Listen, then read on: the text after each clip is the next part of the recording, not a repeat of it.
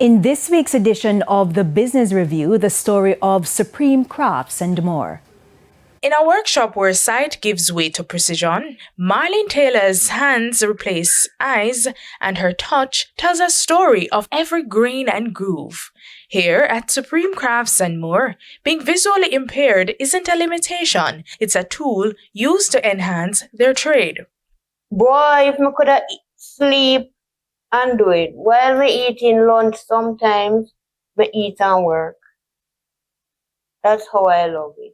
I can't do anything where I put my mind to. Blindness now nothing to do is doing things. You have hands, so your hand can't tell you what you're doing.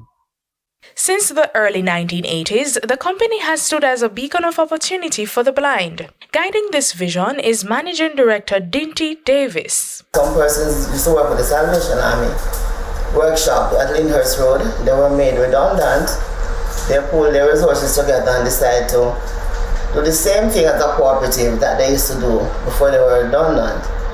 And they take in some young persons for training and all of that. But those persons have moved on, unfortunately.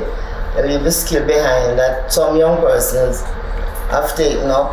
Renowned for its meticulous restoration of antique furniture, the business expertise extends far beyond repairs. We repair antique furniture. And lately now we have started building baskets out of wicker. We work for the former Prime Minister Bruce Golding, work for Peter Phillips.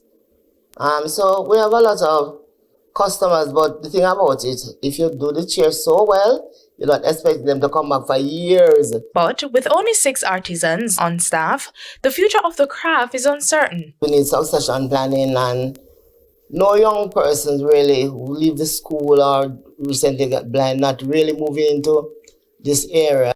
While passion fuels the business, revenue struggles to keep up. Sometimes you are here for the whole week and only one person would turn up. And you know that when that you have the bills to meet on the weekend and people are still here doing like the chairs and the basket and there's no money to pay them. Because people, they'll make a down payment and sometimes they take so long when the work is finished to come and collect it that you have to keep paying out from what you have until that money comes in. So when that money comes in, you've already passed that amount of money you have paid out, and it just keeps the cycle. Beyond financial challenges, the company relies on materials sourced from Portland and the United States. And so, her long-term goal for the company is to have additional pair of hands to join forces, as well as... We are hoping that the day will come when we'll be making furniture, people ordering furniture from us, and we'll be having the space in the export market where we can export basket and all of those things. We have our brand. For the Business Review, I'm Deidre Thomas.